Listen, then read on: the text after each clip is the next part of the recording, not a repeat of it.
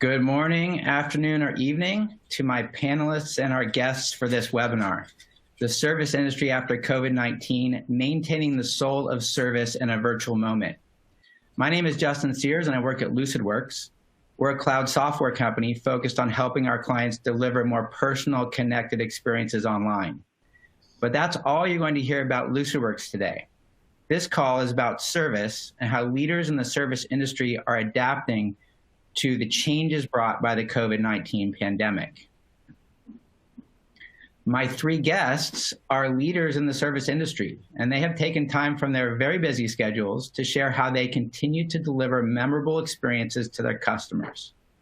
How do I know that Sara Bradley, Sara Nathan, and Anthony Carruesco create wonderful service experiences?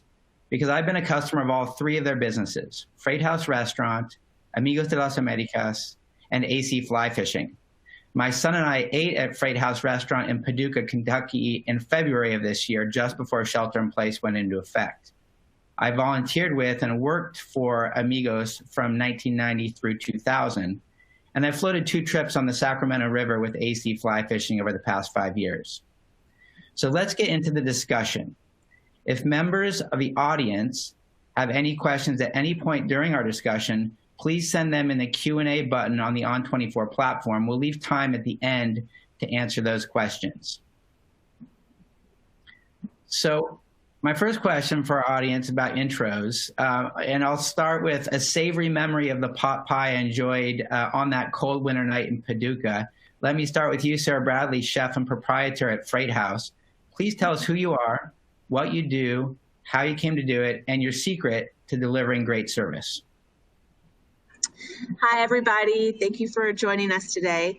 I'm Sara Bradley. I own and run a restaurant and whiskey bar in Paducah, Kentucky. We really focus on agricultural sustainability and community-supported agriculture. I think that one of the things I find about delivering great service is kind of picking all these little details that no one would notice it's actually happening until they left. So your water glass is full, your napkin is always folded. We've found that a lot of those things have been affected in COVID, but yeah, we really try to work on the small details. I think that's what great service is all about. Excellent. Anthony, tell us about AC Fly Fishing. What do you do and how do you serve your clients?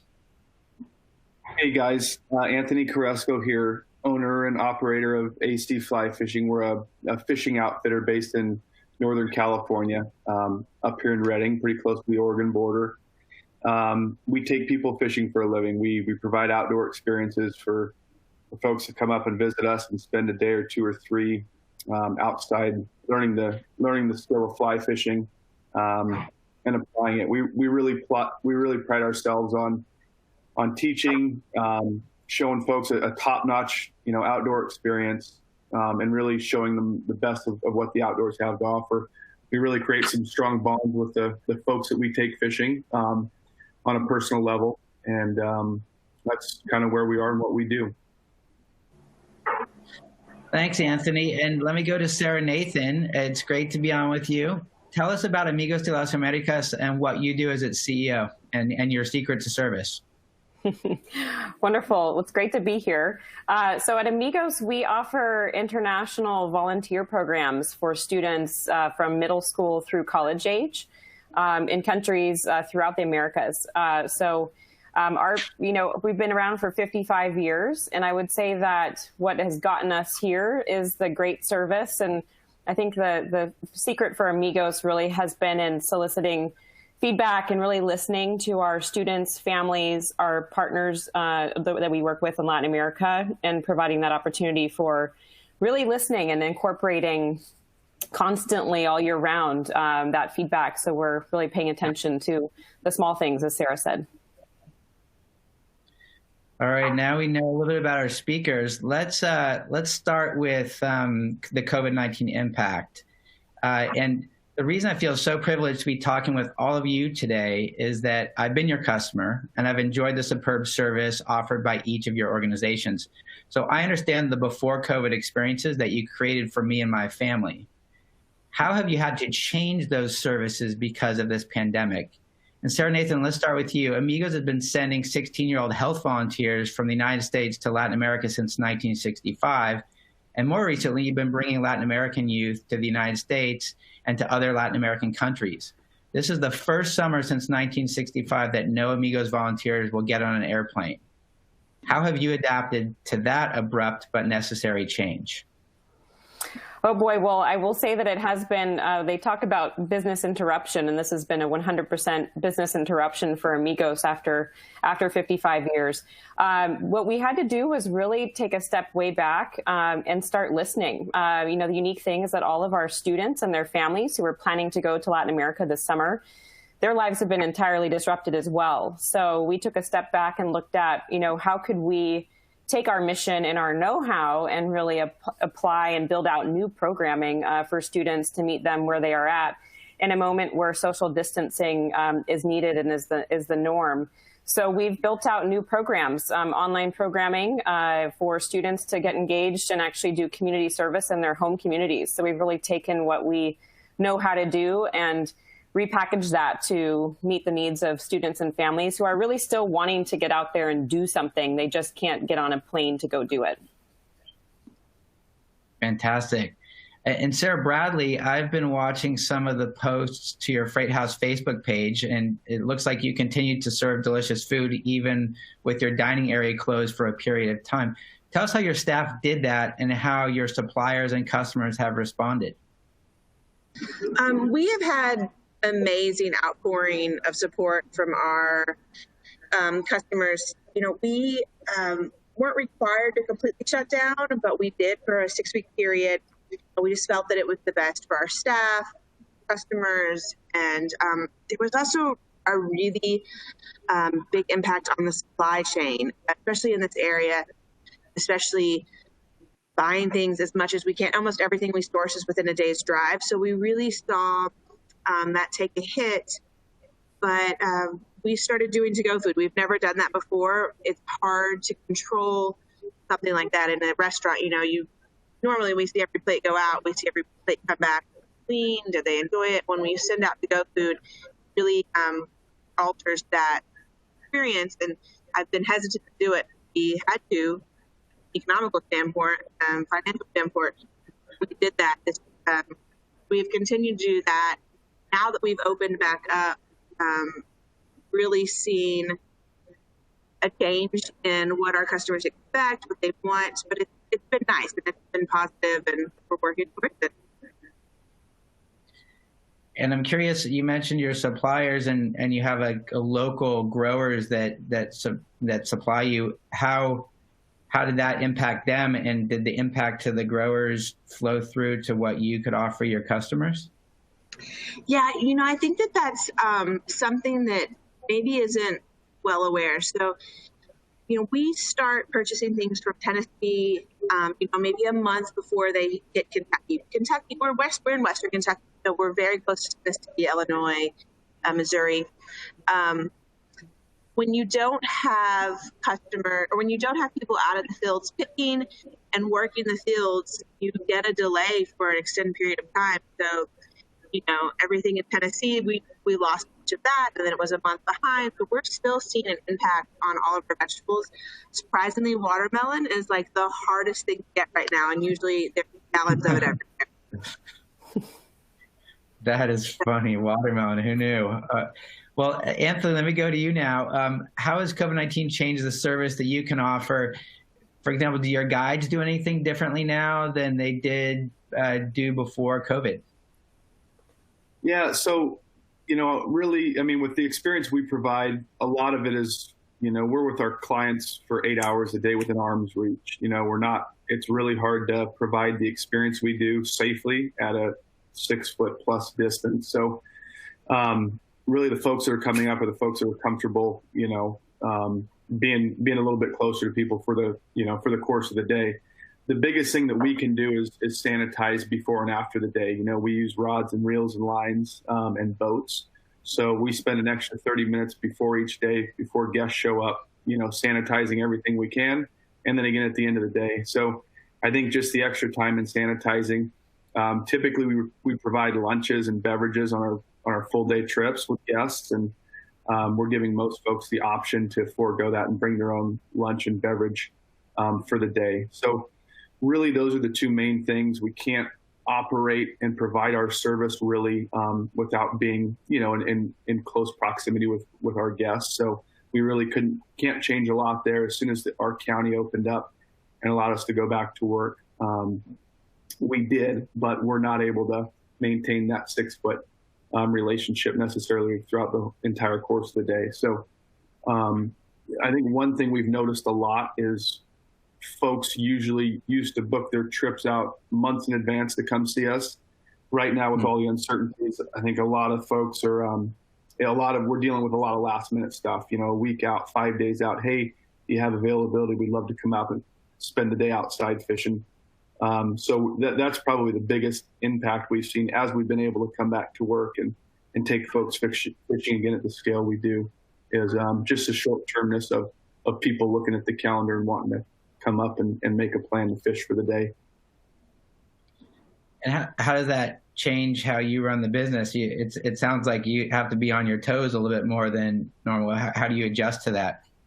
A lot more, yeah. So we have 10 guides. We have a small network of guides, and it creates just a lot more juggling of the schedule, booking trips a few days out. It creates, just more juggling. We're a lot more extra time in the office in the evenings, managing the schedule, making sure the right guides are with the right guests and all that. So there's certainly a little more back end work required with that. But shoot, we're happy to be back to work and sharing these experiences again, ultimately. So very worth it. Well, that's a great segue to my next topic about keeping connected. All of your organizations, and I can speak from firsthand experience, all of your organizations create rich, real-life human experiences with their own tastes, smells, sounds, and conversations. And there's a public conversation going on right now about the balance between preserving what was in place before COVID-19 versus seizing the moment and growing to do new things that we didn't do before. So Anthony, you start. How do you maintain a human touch with your customers? Really, our day-to-day stuff is going to be kind of what it was, in the past. I think one thing during all of this, and for the folks that aren't comfortable coming out and fishing yet, one thing we did over the last 3 months is we produced a lot more media, how-to instructional pieces, really free to all of our guests, but really trying to continue the passion and love for fishing and being outside electronically. So doing a lot more how-to videos, knot tying, fly tying, things like that to keep people during these times interested and engaged and excited about fly fishing still, even though some folks aren't able to come out and have these experiences quite yet, or they weren't a couple months ago. That was one thing that we did a lot more of to keep folks excited about, the sport that we love and want to share with everybody. That's excellent. So you were already doing some of that, but you did more of it because set up quite a bit. Yeah, just because of the way, essentially 2.5, 3 months we weren't able to operate. So, keeping people excited through YouTube videos and short pieces on social media, photos and images and videos of the stuff we're doing to keep the fire burning for the folks that really couldn't get out and have that experience at the time. That's really great. Well, I have to check some of those out. I haven't seen those yet, but that's how I can freshen up on my skills before I can get out on the water again with you guys. So let's go to Sara Bradley. What's the best thing Freight House has done to keep those human connections warm? I think we've done a lot of what Anthony's done, a lot of cooking videos, demos, making cocktails at home, cooking food at home. One thing that we instituted was Freight House at your house. So we were doing to-go food and family meal kits. Family meal is what you would eat in a restaurant. All of the employees would sit down. They would have a family meal once a day. And so we were allowing some cooks to design those meals, to give them some ownership of what was happening and, to give them some control in a time that was happening where there wasn't a lot of control. And we were telling people how to plate this food up at home, how to prepare it once they got home. So we've tried to make people feel like they could take our experience back to their house. Now that we've returned back to work, it is hard to keep that experience really warm. You know, we've got face masks on, 6 feet of social distancing, not only between tables, but between the server and the party, where we used to be able to, you know, get right in there and interact with them. Now we're trying to give them a little more control. If we're too close, please let us know. If you're having trouble hearing us, let us know. We can come forward. So I think just to keep it warm is to keep it casual and let people, you know, do as much as they want to do. And I'm curious for both you, Sara Bradley, and you, Anthony. You did all that social media, new digital stuff. When people came back in real life, did they recall that? Did they talk to you? Did you see a connection between doing that digital stuff and then when you got to interact with people in person again? Yeah, for sure on our side. We had a lot of conversation, you know, folks after a couple months of not being able to come up and take their annual spring trip, you know, in the last few weeks come up and see us and mention, hey, you know, and just looking at the views on certain videos, you know, that people are watching this stuff. Maybe they're cooped up in home, and like Sara Bradley, you know, people at home not able to go out and have that restaurant experience, but still having something excited that they can relate to for those couple months while they weren't able to do it. A lot of people did acknowledge us making those, you know, media pieces and all the stuff that we were doing. So for us, for sure, it was recognized. Yeah, I think that. Go ahead. I was going to say, I think that the power of social media was recognized during this pandemic. I mean, it really, which is interesting because all three of us thrive on that personal experience, and everything was pushed towards digital. And so we had to pivot and go that way too. So we really made a move to do more stuff digitally. But now that it's back, we will probably, you know, I don't know if we'll lay off of it, but it's been fun while it lasted. Well, it sounds like you might have worked yourself into a new thing that you have to keep going now. It'll be interesting to see how that works. But Sara, Nathan, let me be a bit more specific with you because I know a little bit more about your organization. How do you create the equivalent of an in-country briefing or an introduction to a host family via a Zoom meeting?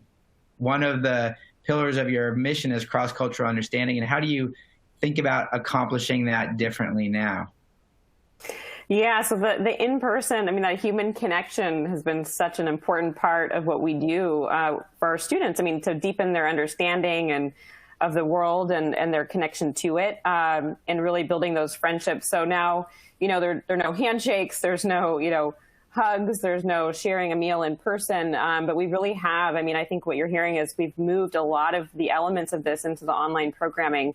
And we've been hearing from our students that they want that connection. So students in our programs now, while they can't be in person, they're actually, you know, connecting with students from different parts of the United States. They're connecting with students from Latin America, and having that opportunity to engage. I mean, I think, and also just what's been amazing, and we didn't know how many people would sign up for our online programs, but we've literally had to double the capacity for our high school students because they want to come in and they want to be a part of these programs and actually meet other students from other parts and also really get active and building out a community service project in their home community. So, I mean, to do that, it's been, you know, we've instituted a new learning management system at our organization. I mean, utilizing different tools that we have, but to really try and build in those opportunities. So, you know, for you know, making a meal, you might learn how to make a meal, an Ecuadorian meal, while you're sitting at your house in the United States with, you know,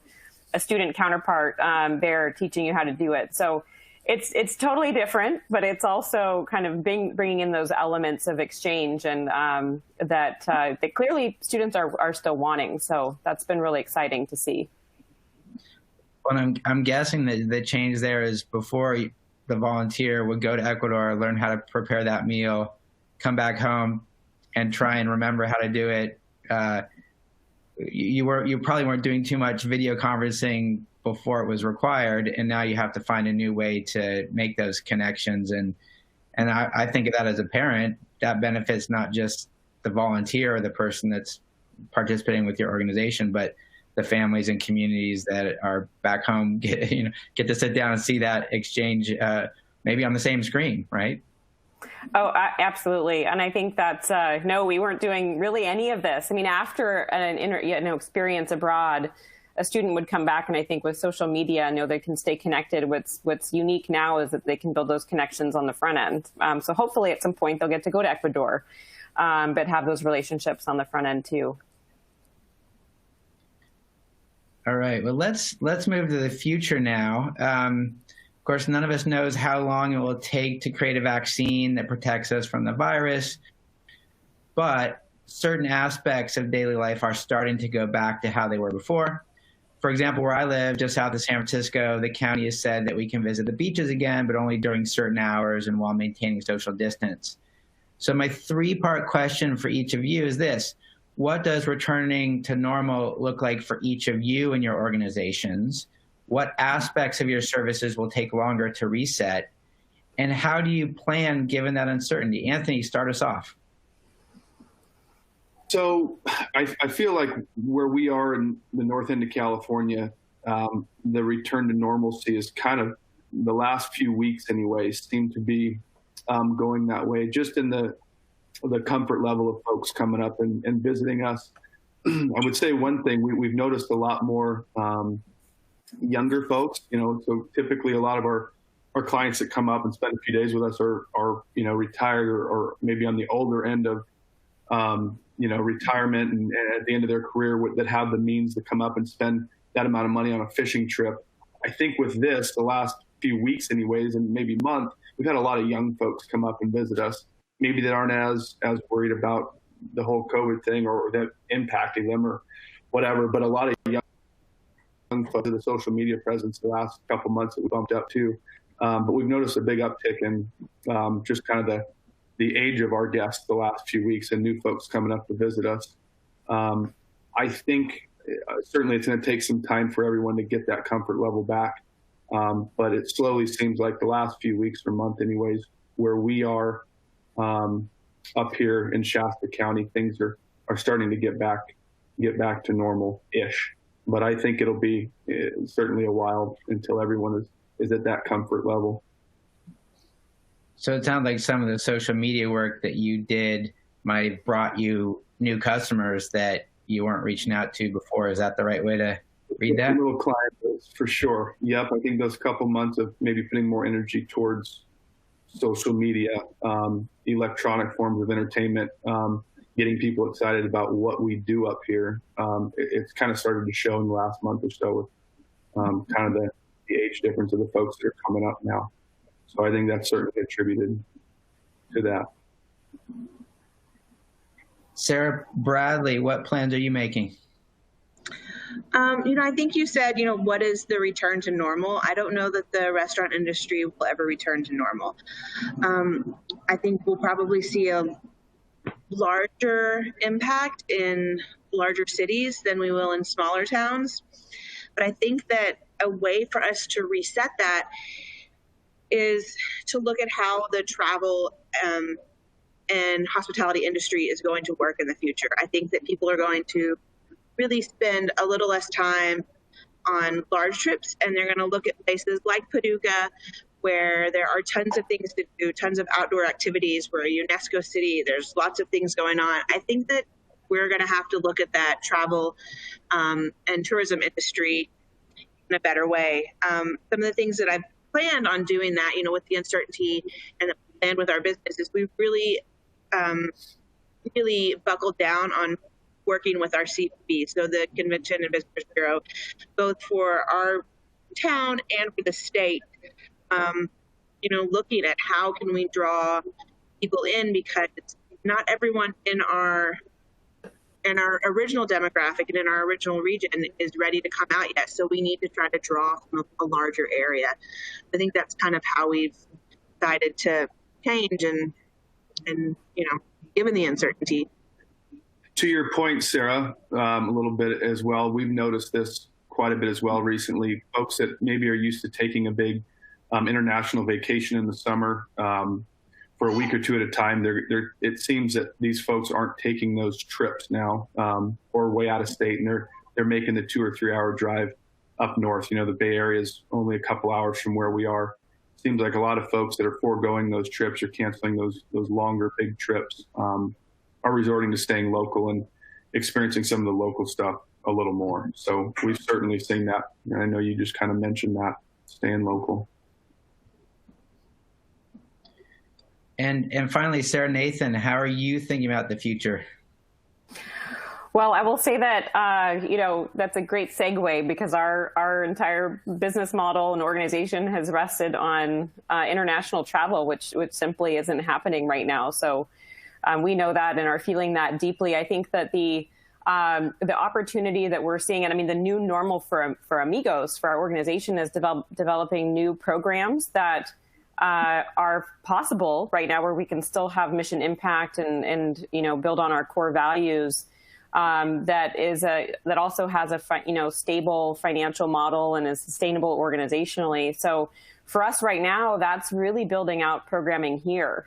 So here in the United States, and building out new programs for high school, middle school, high school graduates or college students to get involved in service programming here in the U.S. And there's so much potential and there's so much need right now that I think there's a lot of opportunity. So I would say, over the long haul, my prediction would be that we will retain, a lot of these programs, even when the possibility of international travel and immersion programming comes back in the future. So I would agree with Sara that it's, for us, less of a going back to the same normal. I think that our world will be different, and then what even we're able to offer will be different too, coming through this experience.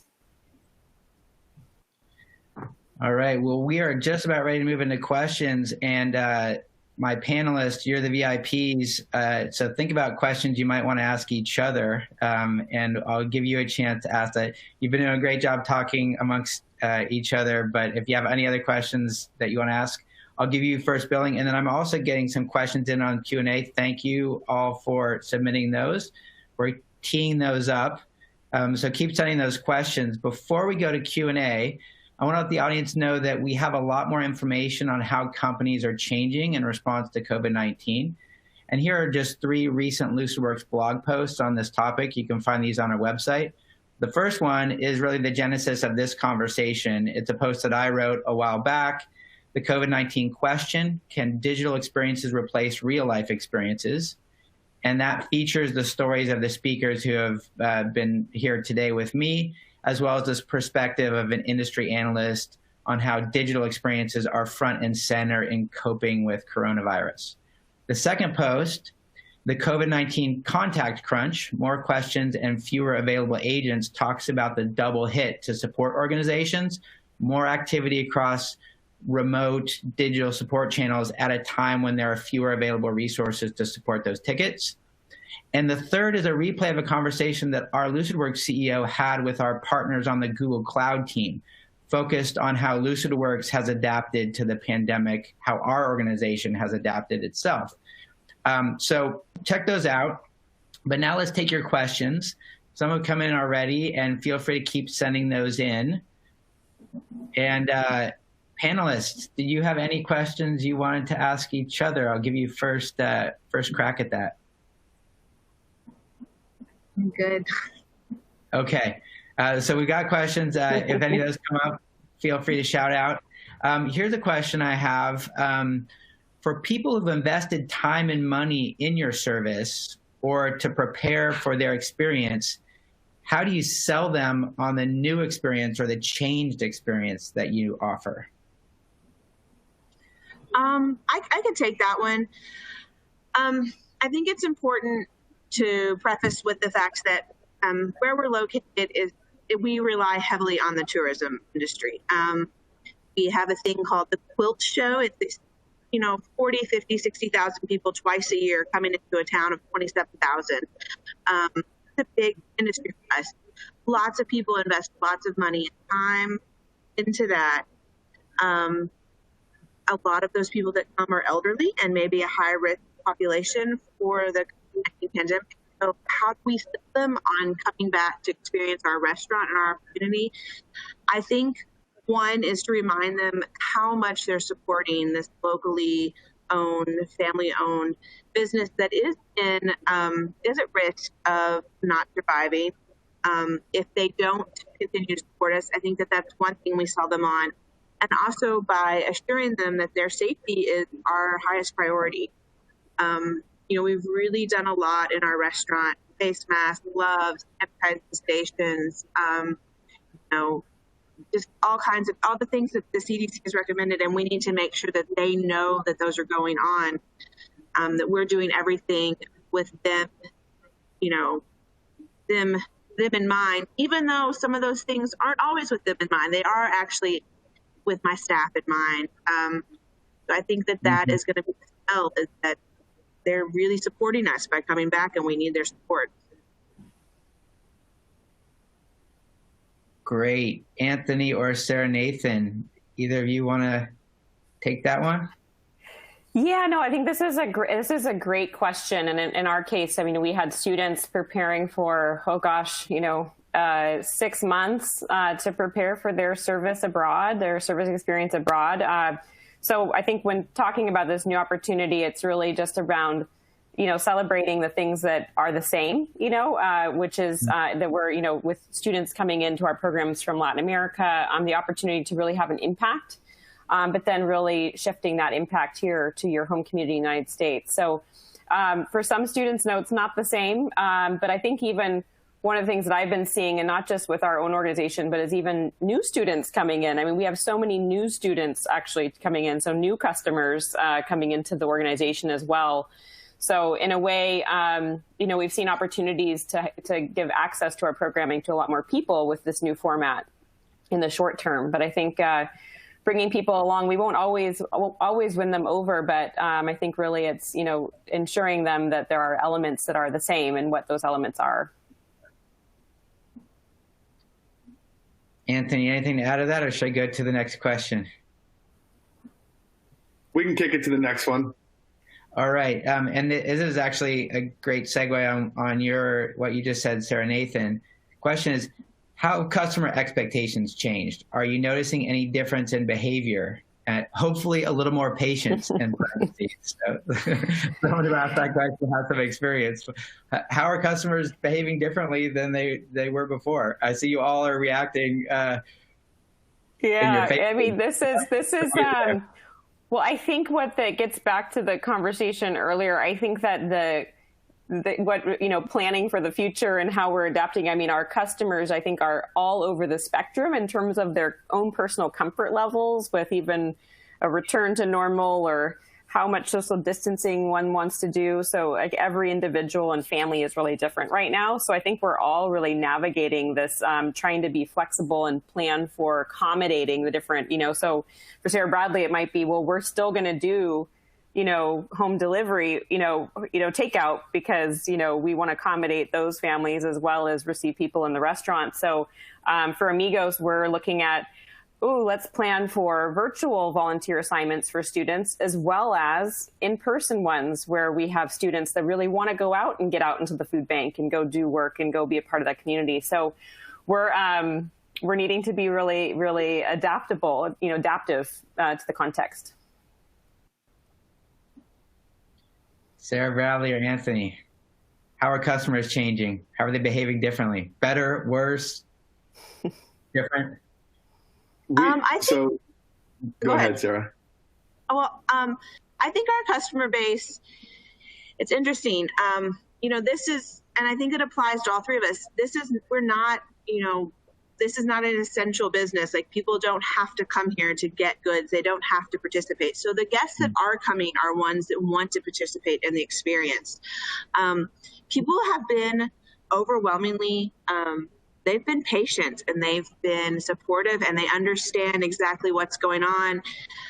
Things that maybe they're always expecting when they come to this restaurant we don't have, whether it's supply chain or just that we don't feel that it, our restaurant focuses on shared plates. I mean, the experience is about ordering a bunch of food for your table and everybody sharing. And I've gotten a little different now. So I think that I've been patient. Their expectations, they're coming in, and the quality of food and whiskey, that's one of the expectations. And as long as we meet that one, the other ones we don't have to meet or rely so heavily on right now. Same thing, Sarah. I think, obviously fishing guides and a fly fishing outdoor experience isn't a necessary business, right? But the folks that do come up and that still want to have these experiences, I think most of them realize there's really no way we can sanitize, we can take those precautions, but there's really no way we can change kind of the nuts and bolts of what we do and how we operate on a daily basis. So the folks that are still excited and their comfort level is there, they're going to still come up and share these times with us.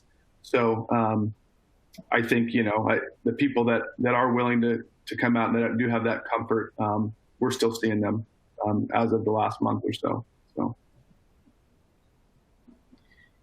Excellent. Here's another question. I think this one's probably for you, Sara, Nathan. What has the response been from the organizations that you partner with in Latin America and in the United States? And how did they respond to the news that you were suspending programs? Right. So for those of you that aren't familiar, on the webinar, we partner with all kinds of community development organizations across Latin America who receive our volunteers. They host them in their volunteer assignments. And, I think by and large, when we made the public announcement on March 16th that we were suspending our programs for the first time ever, they were incredibly supportive and I think really proud, that we were taking this step.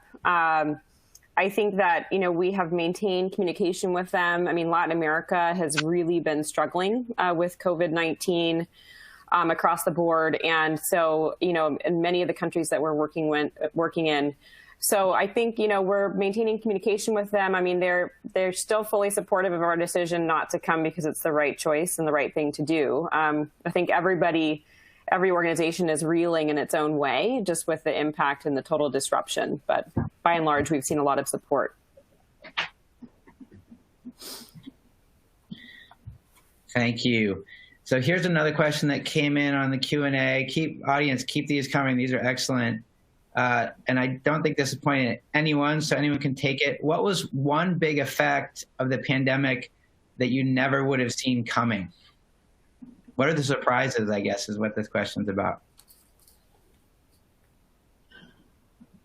Oh, goodness. I guess I could...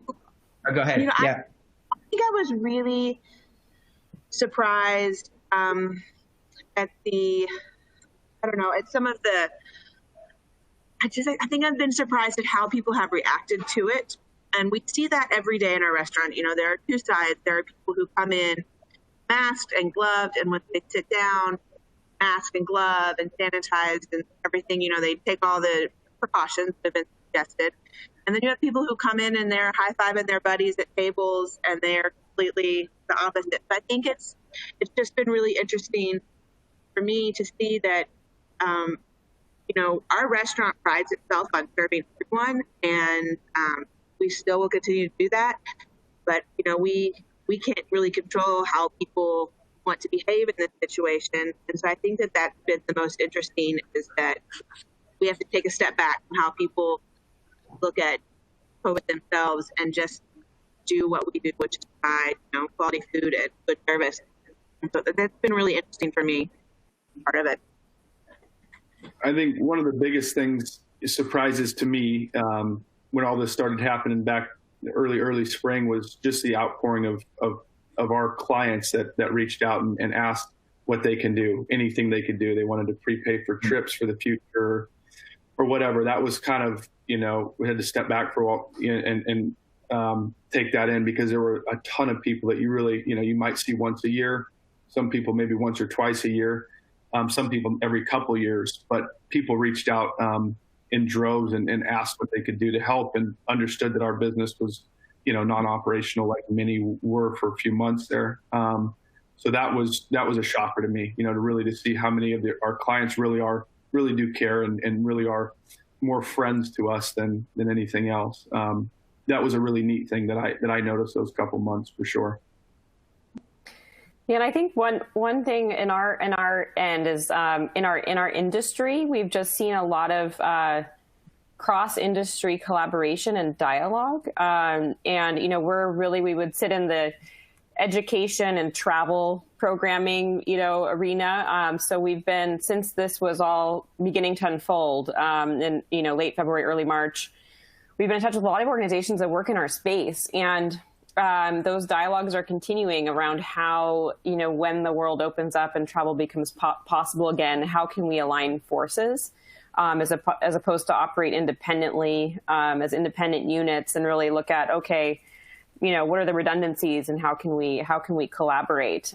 So that's actually been a really exciting and refreshing thing to see coming out of this. And I think, we're in a lot of those dialogues right now, and remains to be seen where they'll go, but they weren't dialogues that were happening previously. Thank you. Here's another question. How have you managed the stress your employees may be feeling? Oh boy, this has been a tough one. I think, and I can just share a little bit that, we've shifted how we engage with one another. So we used to have like once a month, all staff meetings, all hands meetings. Now we meet actually once a week. I mean, we were meeting once a week. Now it's once every other week. We're all, I think that as far as our managers and teams are concerned, we've really been letting everyone know that if they need to take time and actually recoup, and that everyone's managing through this differently, that they have the space to do that. It's been a really, really challenging and stressful time for everybody. So I think allowing for that flexibility and letting everybody know that they have the space to take some time if they need that for their own well-being, I think has been really important. I think that, I don't know if anybody on this call has ever worked in a restaurant, but, there is, and I have worked what we would call the line. There you go. So Nathan has, I have worked on the line, for 15 years or so. And it causes some anxiety, having a mask on your face and standing over, an 800-degree grill. So we have, just very little things. They may seem super mundane, but, we've even changed our dress code for our cooks because they are just, there's so much added stress and heat and it's intense. And so, we have done little bitty things. We've also offered lots of extra hours to help them with extra money. We've given people the option to come back if they were ready. We had 3-phase opening, and they all were able to start back when they felt they were comfortable. So we took time to do that. We've really just tried to make sure that also we know that we care about them and we want them to be safe.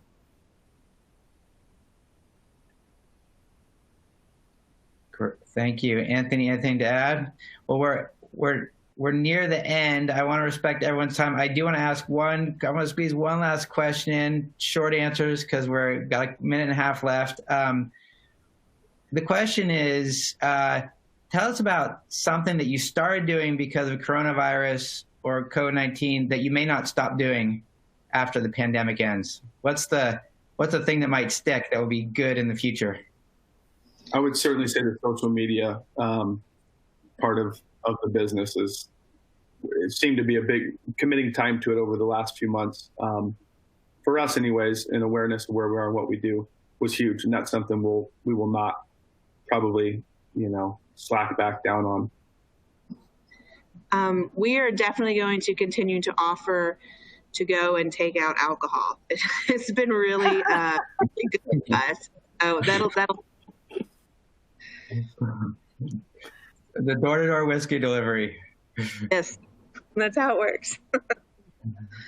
I'd say, for us, the connection, we have a really big alumni community and a lot of people, supporters, and we've been engaging with everyone actually just like this, and Zoom calls and via other platforms. And it's been really nice. I think I was reflecting on the fact that we went from a world where people would text all the time and not pick up the phone a lot to now when we went from texting to video all the time. And but that connection's been really good. And I think we'll be seeing a lot more of that, continue. Well, we've got to 45 minutes. I want to thank our 3 great panelists for sharing their perspectives. Thank all of you for attending and for asking some great questions. I'm wishing you all safe, healthy, successful days ahead. And with that, this webinar is over. Thank you very much. Thank you. Thanks. Thank you, everybody. Bye-bye.